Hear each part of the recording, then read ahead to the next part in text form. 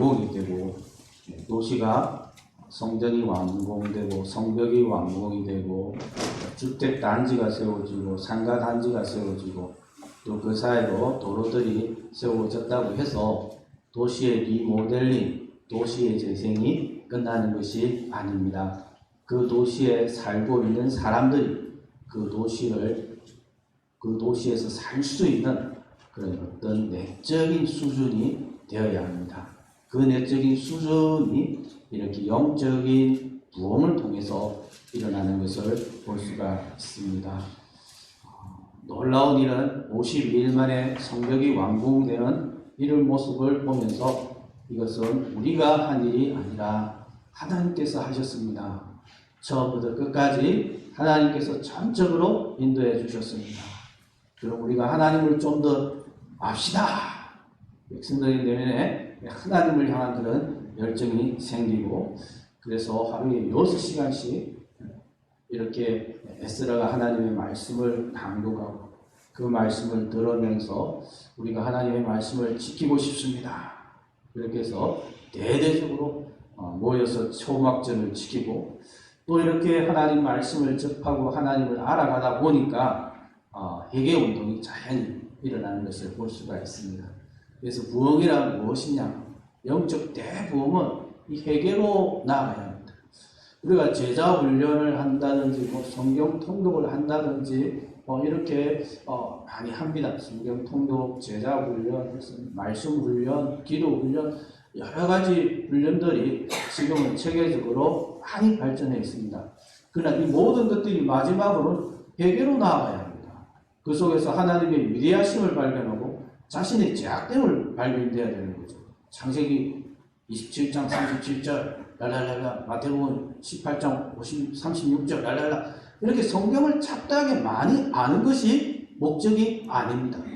성경을 많이 읽고 또 기도 생활을 하고 심지어 금식도 하고 하는 이런 모든 그 양육과 경건의 종점은 우리의 허물과 죄악을 발견하고 하나님 앞에 단독자로 나아가서 하나님 내 죄를 용서해 주십시오.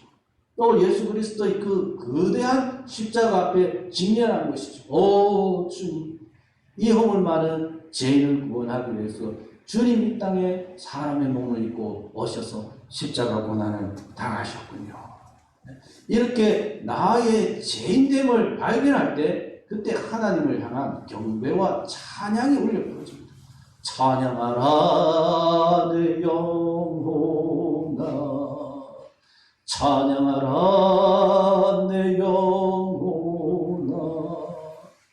이게 흘러가는 순서예요. 흘러가는 순서. 내가 죄인됨을 발견하고 나의 사죄의 은총을 경험할 때 그 속에서 하나님을 향한 이 경배가 나오는 것입니다. 그래서 오늘 이 이스라엘 백성들도 이 기도문을 보면 이 6절에 경배부터 나타납니다. 주는 여호와시라. 하늘과 하늘들의 하늘과 이를 성신과 땅과 땅의 만물과 바다와 그 가운데 모든 것을 지으시고 다 보존하시오니 모든 천군이 주께 경배하나이다. 그들의 말씀을 통해서 회개하면서 깨달은 그 하나님은 오직 주님만이 여호와이십니다. 그 여호와 하나님은 천지를 창조하신 하나님이십니다. 창조주 하나님이십니다. 창조주 하나님이 일 뿐만 아니라 그 하나님은 경쟁 상대가 없다. 위대한 하나님이 그보다 작은 하나님을 만들고 그보다 작은 하나님 또 작은 하나님 만들고 이렇게 해가지고 나중에 이 땅이 생겼다. 비를 내리는 것은 바알이고 다산의 축복은 또 아스다롯이고 이렇게 여러 잡신들이 있다. 이런 것이 아니라 경쟁 상태가 비교할 만한 대상이 없습니다. 오직 유일하신 하나님, 주는 오직 유일하신 여호와 하나님이신 줄로 믿습니다. 이 하나님을 만나고 찬양하고 경배하는 것입니다. 그러면서 그 하나님이 우리와 어떤 관계를 맺고 있느냐? 그 하나님은 우리에게 너무너무 은혜로우신 하나님이시죠. 능력으로는 천지를 창조하고 역사를 주관하시는 하나님이시지만, 경쟁할 만한 상대가 없는 유일하신 하나님이시지만, 그 하나님은 이스라엘 백성들이 다들 모여가지고 회개하고 통회하면서 그들의 과거를 돌아보면서 그 하나님은 우리에게는 너무너무 은혜로우신 하나님이십니다. 참 조금 안 맞는 게 있습니다. 그죠? 예. 지금 이스라엘이 완전히 다윗이나 솔로몬 시대처럼 세계 강대국이 되어가지고 우리가 이제 드디어 우리도 선진국이 되었습니다. 선진국 모임에 우리가 이제 G2니 G12니 여기에 가입했습니다. 하나님 감사합니다. 그래서 이렇게 축제를 하는 그런 게 아니잖아요. 나라가 다 빼앗겨버리고 자기들은 보르살이 하다가 겨우 이제 돌아와가지고 성전 짓고 오랜 시간이 지나서 성벽 겨우 완공했는데, 근데 하나님은 우리에게는 너무너무 은혜로우신 분입니다. 이렇게 고백하고 있어요.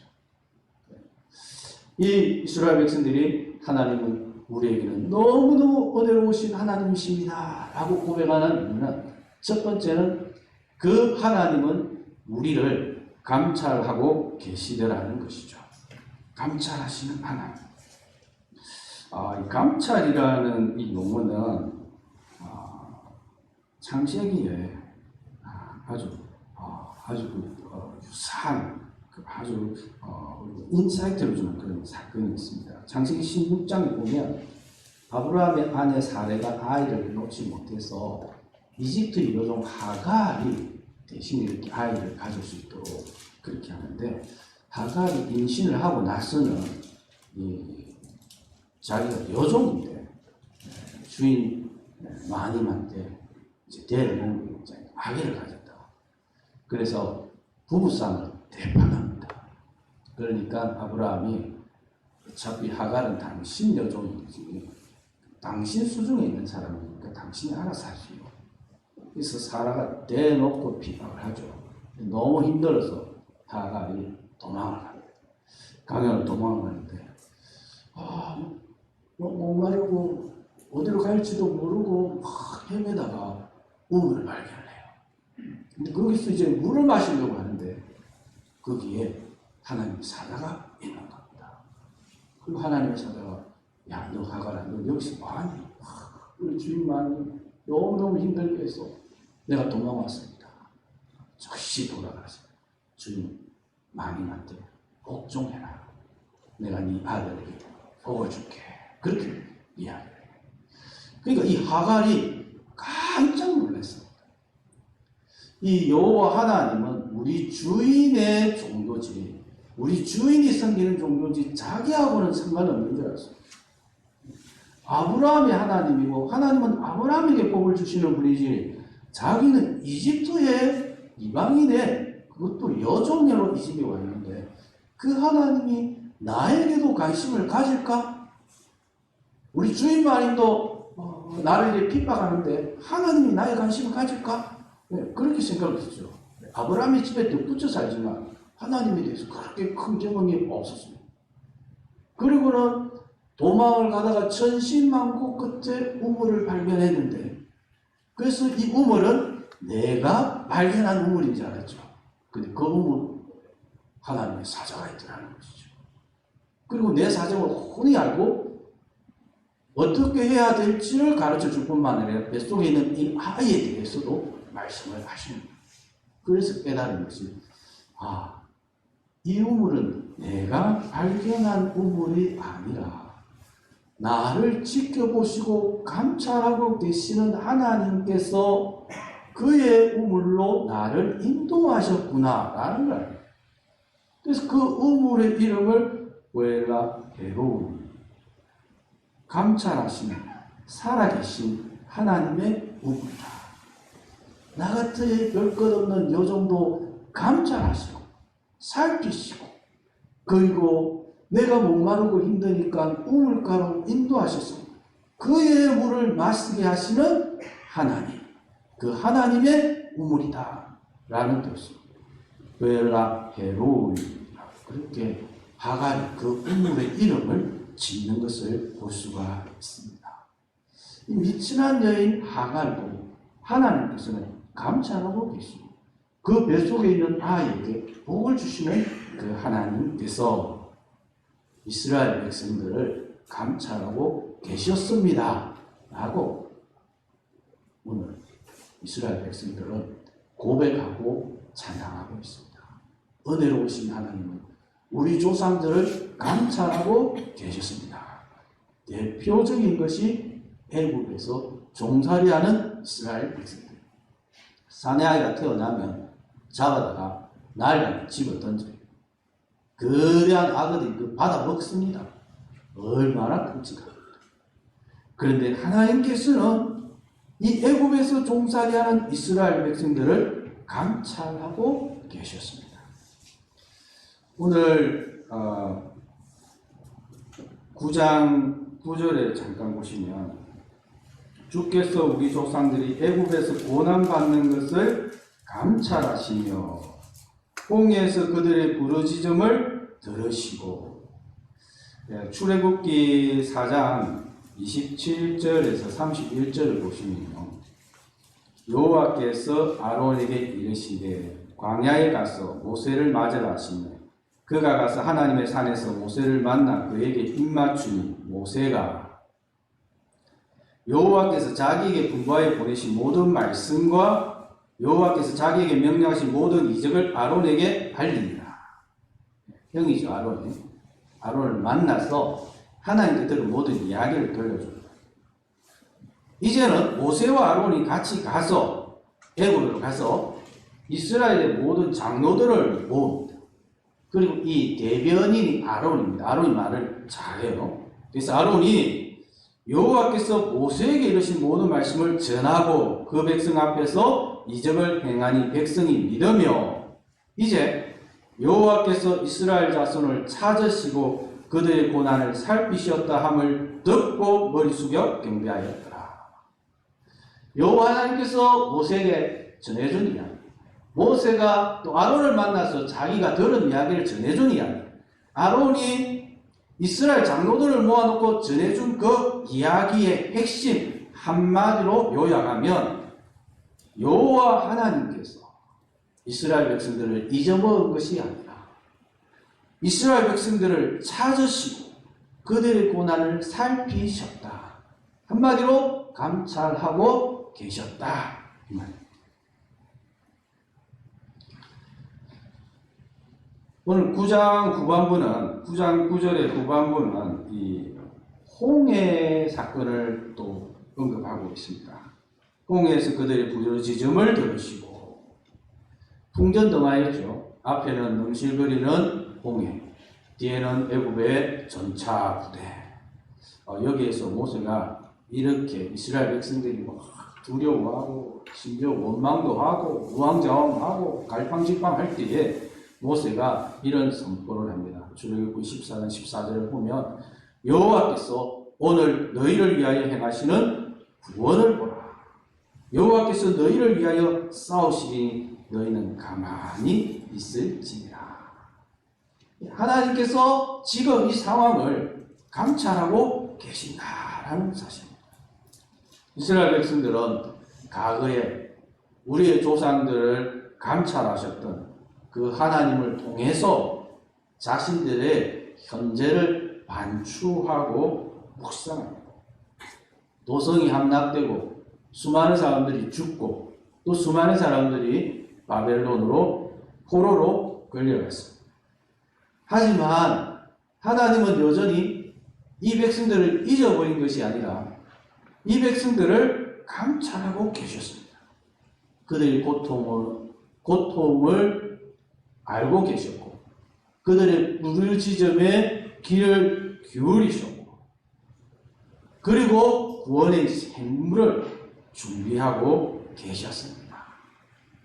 벨라 헤로이 하갈이 찾은 우물이 아니라 이스라엘 백성들이 전쟁을 통해서 해방운동을 통해서 얻은 구원이 아니라 하나님께서 은혜를 베푸시사 하나님께서 이 백성들을 감찰하시사 주전 536년 제1차 포로기한, 주전 458년 제2차 포로기한, 주전 444년 제3차 포로기한, 왕이 최측근으로 있던 느헤미야가 인솔해서, 그래서 이렇게 성벽이 완공되는 이런 극적인 사건들을 보면서 오 할렐루야, 우리 조상들을 감찰하셨던 그 하나님께서 우리의 고통에 귀 기울이시고 감찰하시사 우리가 포로 귀환할 수 있도록 은혜를 베풀어 주셨습니다.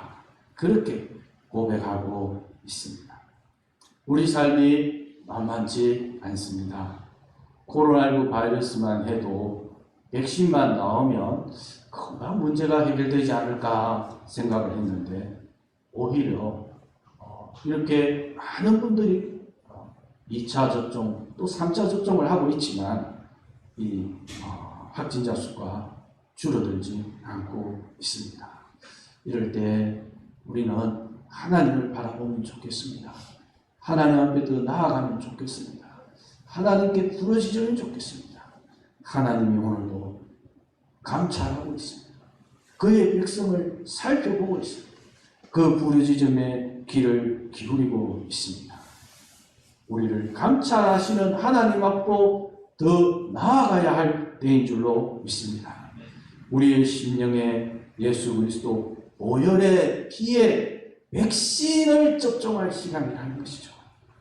우리를 죄와 세상과 사탄의 근세로부터 구원하시려는 그 하나님의 은혜, 그 은혜를 지시해야 될 줄로 믿습니다. 하나님은 은혜로우신 하나님이십니다. 광야에서 방황하고 있던 이방 여종이나 애굽에서 고난받던 이스라엘 백성들이나 70년 포로 생활을 하던 이스라엘 백성들이나 혹은 오늘 코로나19 바이러스로 인해서 고통받고 있는 이 땅의 백성들을 하나님 감찰하고 계십니다. 삶의 광야에서 구원의 우물을 베푸시는 은혜로우신 하나님, 우리를 감찰하시는 하나님을 만나고 고백하고 영광을 돌리는 그런 우리 가족들 될 수 있기를 주님의 이름으로 축복합니다. 하나님은 은혜로우신 하나님이십니다. 왜냐하면 하나님은 또한 우리의 허물과 죄악을 용서하시기 때문입니다. 오늘 13절, 14절을 보시면요. 13절, 14절 보시면 또 시내산에 강림하시고 하늘에서부터 그들과 말씀하사 정직한 규례와 진정한 율법과 선한 율례와 계명을 그들에게 주시고 거룩한 안식일을 그들에게 알리시며 주의 종 모세를 통하여 계명과 율례와 율법을 그들에게 명령하시고, 하나님께서 이스라엘 백성들을 아주 특별하게 대우하고 계시요. 그래서 이 이스라엘 백성들에게 이제 아주 거룩한 그 계명과 율례와 말씀과 법을 주셔서, 지금까지 노예였습니다. 노예 사회였어요. 나라가 있습니까? 뭐 민족이라고 할 게 있습니까? 남의 나라에 노예 사회하고 있는, 아무리 숫자가 많으면 뭐 하겠습니까? 땅 한 명 없는 노예들이죠. 하나님께서 은혜로 구원해 주셨고, 이 이스라엘 백성들에게 하나님의 법을 주심으로써 하나님의 백성이 될 수 있도록 그렇게 했습니다. 그래서 노예들과 언약을 맺으시는 하나님, 노예들에게 시민권을 주시고 자유를 주시고 하나님의 백성을 삼으시는 그 하나님을 볼 수가 있습니다. 그뿐만 아니라 하나님은 광야에서 만나와 메추라기를 넣어주셨죠. 또 반석에서 물을 나오게 해서 또 물로 마시게 했습니다. 그리고 하나님께서 서포트 해주고 도와주고 인도해 줄 테니 약속의 땅을 차지하라, 그렇게 말씀도 하셨어요. 그런데 이스라엘 백성들이 이런 은혜로우신 하나님 앞에 한마디로 배은망덕한 일을 하게 됩니다. 배은망덕한 일을 참 많이 했지만 오늘 우리가 읽은 본문에는 두 가지를 아주 짧게 소개하고 있습니다. 9장 17절을 보시면 거역하며 주께서 그들 가운데서 행하신 기사를 기억하지 아니하고 목을 굳게 하며 퇴역하여 스스로 한 우두머리를 세우고 종되었던 땅으로 돌아가고자 하였나이다.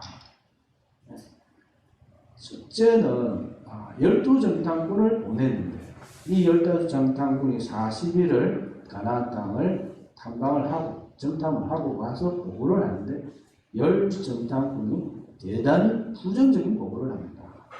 그 땅은 우리가 차지할 수가 없습니다. 너무너무 강한 백성들이 그 땅을 차지하고 있습니다. 이 이야기를 듣고는 그러면 우리가 지도자를 세워서 대안으로 지도자를 세워서 모세는 모세는 해고하고 새로 지도자를 세워서 우리가 애국으로 다시 돌아가자. 이 사건입니다. 그리고 두 번째는 9장 18절에 보면 또 그들이 자기들을 위하여 송아지를 구워 만들고 이르기를 이는 곧 너희를 인도하여 애국에서 나오게 한 신이라 하여 하나님을 크게 모독하였사오니 하나님께서 감찰하시사 도와주세요. 제발 불쌍히 여겨주세요. 자비를 베풀어 주세요. 구원해 주세요. 애국에서 그렇게 하나님을 찾아서 하나님께서 은혜를 베푸셔 구원해 준. 그럼 이제 하나님만 섬겨야 하잖아요. 하나님만 섬기기로 이렇게 해야죠. 그런데 금송아지를 만들어요. 이 금송아지를 만들어요. 이 금송아지가 우리를 구원한 하나님이시다. 이제부터는 이 금송아지가 여호와 하나님이시다. 이렇게 했다는 것이죠. 두 가지 우상숭배, 첫째 금송아지 사건 우상숭배, 두 번째는 반역이에요. 하나님께서 지도자 모세를 세웠는데 모세는 해고 새로 세워서 애굽으로 돌아가자. 지금 애굽으로 가면 안 되는 거잖아요. 네? 이 두 가지 이것을 광야 전체 생활을 회고하면서 가장 큰 이스라엘 백성들이 범죄로 이 두 가지를 이렇게 간략하게 소개하고 있습니다. 하지만 이게 참 큰 죄악인데 하지만 하나님은 이스라엘 백성들을 용서하였습니다. 이스라엘 백성들을 다 진멸하고 이스라엘은 안 되겠다. 3스라엘은 4스라엘을 하자. 뭐 이런 게 아니고 새로운 백성을 택해서 하는 것이 아니고 하나님께서는 벌도 주셨지만 그렇지만 하나님께서는 자비를 베푸시고 용서하시고 또 긍휼히 여기시고 이렇게 용서하신 것을 볼 수가 있습니다. 우리도 이스라엘 백성들이 애굽에서부터 구원을 받았듯이 우리도 세상과 죄와 사망으로부터 구원을 받았습니다. 거대한 권력을 가진 사람들은 영생 또 불로 불사를 추구를 많이 했죠. 그런데 그거는 인간의 욕망이고 인간이 능력으로 할 수 없는 일인데 예수 그리스도 십자가 보혈의 사건을 통해서 우리는 세상과 죄와 사탄과 사망으로부터 구원을 받았는 줄 믿으시기 바랍니다. 그래서 우리가 조심해야 될 두 가지. 첫째는 다시 죄와 세상과 사탄의 권세 앞으로 돌아가려고 하면 안 된다는 것이죠. 구원 그 이후로 나아가야지 구원 그 전으로 돌아가려고 하면 안 됩니다. 우리 앞에는 약속의 땅, 약속의 나라, 영원한 아버지의 집이 기다리고 있습니다. 우리의 신앙생활, 믿음 생활은 계속해서 그 아버지의 집으로 나아가는 것입니다. 때로는 우리도 이스라엘 백성들처럼 무너지고 자빠지고 시험에 들기도 하고 코피가 나고 속이 상하는 경우도 있습니다. 그렇다고 해서 구원 그 이전으로 돌아가려고 했으면 안 되는 것이죠. 이 한 몸이 내 한 몸이 아니에요.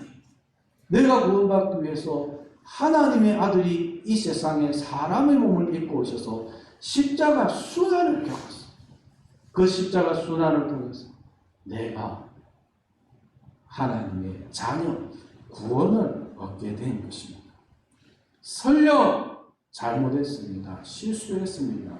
허물이 많습니다. 하지만 하나님은 예수 그리스도의 그 십자가를 통해서 우리를 용서하는 것이지, 내가 잘나서, 내가 잘했기 때문에, 내가 똑똑하기 때문에, 내가 대단해서 용서하는 것이 결코 아닙니다. 우리는 내세울 것이 아무것도 없습니다. 하나님께 자비를 강구할 것밖에 없습니다. 그저 주님만 바라보는 것입니다. 이 믿음의 길을 계속해서 나아갈 수 있기를 소망합니다. 뒤를 돌아보시면 안 돼요. 롯의 아내처럼 세상을 향해서 뒤를 돌아보는 그런 어리석은 물을 보내서는 안 됩니다. 또 한 가지 우리가 조심해야 될 것은, 우리의 주님은, 우리의 지도자는 예수 그리스도라는 사실이에요. 다른 지도자가 없어요. 다른 이름으로 구원을 얻을 만한 그런 이름이 없습니다. 오직 예수 그리스도. 우리가 교회에 와서 시험에 드는 경우가 많습니다. 왜 시험에 들겠습니까? 사람이 보기 때문이죠. 내가 이곳에 와서 예수님을 만나야 되는데, 여기 예수님의 머리고 예수님은 교회의 머리인데 예수님을 만나야 되는데, 예수님을 따라가고 예수님을 의지하고 예수님을 찾고 예수님을 발견하고 예수님의 음성에 귀를 기울여야 하는데, 내가 다른 지도자의 관심을 가지는 순간 시험에 들기가 쉽습니다. 사나 죽으나 오직 예수님만 바라보십시오. 하나님은 예수님의 내 속의 죽음을 통해서 우리의 허물을 용서하십니다.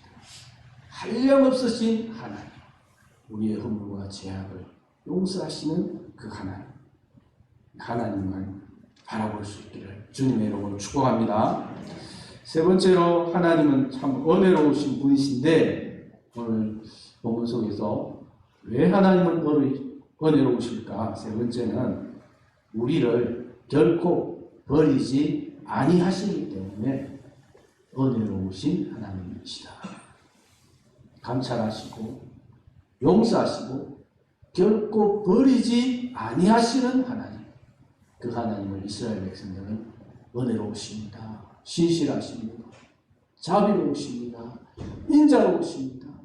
노하기를 더디하십니다. 그렇게 찬양하고 고백하고 있습니다. 강아지도 주인이 몇 번 바뀌면 이 심리 상태가 굉장히 불안하답니다. 뭐 사람만 상담받고 심리가 있고 이런 게 아니고, 강아지도 그런 게 있대요. 주인이 몇 번 바뀌면 이 강아지가 그때부터 눈치를 본답니다. 이 주인도 또 나를 버리는 것이 아닐까.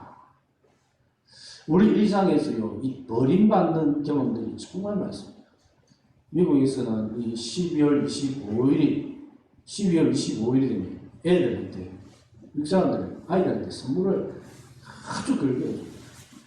근데 12월 23일에 우리 같은 삼성 같은 그런 대기업에서 회사가 어렵다고 직원을 해고를 해버립니다. 그럼 텔레비전 화면에 크게 나와요. 무슨 회사 직원 10,000명 해고했다. 5,000명 해고했다.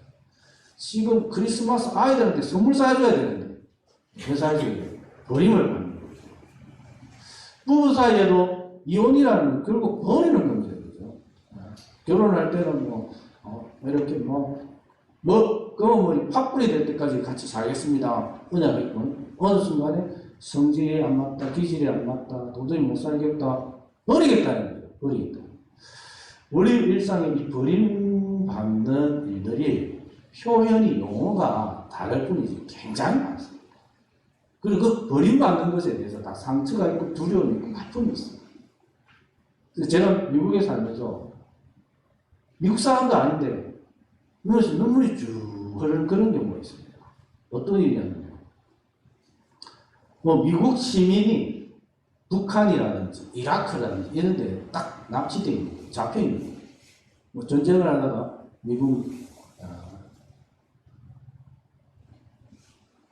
파일로트 비행기 조종사가 잡혀버린 거죠. 그러면은 여기에는 여야가 없어요. 전직 대통령들이 갑니다. 대통령이 직접 전화를 합니다. 전직 대통령한테. 각하 제가 가야 되겠지만 내가 이렇게 국내에 묶여 있습니다. 각하께서 좀 가주시겠습니까? 여야가 없습니다. 가장 큰 영광을 생각하고 적극으로 날아갑니다. 그래가지고 단판을 하고 엄밀한 또 뭘 하든지 모르든지 어쩐지 간에 데리고 와요. 데리고 오는 걸 딱 보면 눈에서 눈물이 나요. 한국 사람들이 공통적으로 하는 이야기예요. 미국은 자기 국민을 버리는 일이 없다. 자기 국민을 버리는, 거기서 미국 사람들이 미국이란 나라에 대한 자부심이 확 생겨요. 내가 전쟁에 가서 붙잡히면 반드시 구출해 올 것이다 하는 거죠. 그만큼 우리 내면에는 버림받는 것에 대해서 아픔도 있고 상처도 있고 경험도 있고 두려움도 있습니다. 그런데 하나님은 결코 우리를 버리지 않는다는 사실입니다. 이스라엘 백성들의 가장 큰 문제는 이렇게 배역하기도 하고 우상숭배하기도 하고 불순종하기도 했는데, 문제는 뭐냐면 이것이 한 세대가 지나가면 앞선 세대의 그 교훈을 삼아서 다시는 안 해야 되는데 계속해서 반복되는 거예요. 지속적으로 이 죄가 반복되어져 가는 걸 볼 수가 있습니다. 그래서 조상들이 지었던 죄를 그 후손들이 계속해서 반복하고 그 죄가 더 커지는 것을 볼 수가 있어요. 아이고, 이스라엘 백성들이 하는 것을 보니 도저히 안 되겠다. 하나님이 100년은 참았는데 이제는 더 못 참겠다. 200년은 참았는데 이제 더 못 참겠다. 이렇게 하면 어떻게 되겠습니까? 그런 유사한 일이 있는데요. 민수기 14장 34절에 보면 너희는 그 땅을 정탐한 날 수인 40일의 하루를 1년으로 쳐서 그 40년간 너희의 죄악을 담당할지니 너희는 그제서야 내가 싫어하면 어떻게 되는지를 알리라 하셨다 하라. 이스라엘 백성들이 가나안 땅은 아이고 그 어마어마한 거인족들이 살고 있습니다. 우리가 뭐 그 사람이 갖다 대면 우리는 메뚜기입니다. 메뚜기. 이렇게 하니까 하나님이 진노하셔가지고 내가 싫어하는, 그러니까 내가 너를 버리면 어떻게 되는지 한번 몸으로 경험해봐라. 40일의 하루를 1년을 쳐서 40년 동안 광야를 뺑뺑이 돌아요. 20세 이상은 그 땅에 들어갈 수가 없습니다. 한번 양념으로 한번 맛 좀 봐라 이겁니다. 지금 맛 좀. 그럼 하나님 진짜 버리신 거예요? 버리신 건 아니죠. 그러나 진짜 버리면 어떤 것인지 약간 맛만 보는 것이죠. 하나님은 이스라엘 백성들을 버리시지는 않으셨어요. 40년 광야 생활도 하나님께서 그냥 내버려 두신 건 아닙니다. 낮에는 구름 기둥으로, 밤에는 불 기둥으로 인도하셨죠. 주의 선한 영으로 가르치셨죠. 만나와 메추라기로 먹이셨죠. 반석에서 샘물이 나오게 하셨죠. 심지어 옷이 헤어지지 아니하고 발이 부러뜨지 않을 정도로 하나님이 함께 하셨습니다. 진짜 40년도 그냥 냈다 버려두고 방치했다면 이스라엘 백성들이라는 이 존재 자체가 완전히 사라졌을 것입니다.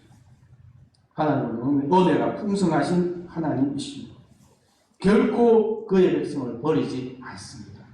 그의 백성을 버리지 않는다는 가장 큰 대표적인 증거가 바로 우리 주 예수 그리스도, 사람의 몸을 입고 이 땅에 오신 예수입니다. 하나님께서 그의 백성을 구원하기 위한 정표입니다. 예수 그리스도를 믿는 자마다 하나님은 주님의 거룩한 성령을 우리에게 인치시니 너는 내 것이다. 결코 내가 너를 버리지 않겠다 하는 법입니다. 시편 23편은 너무나 우리가 잘 알죠. 이 시편 23편은 한마디로 은혜로우신 하나님을 찬양합니다. 여호와는 은혜가 풍성하신 목자이십니다.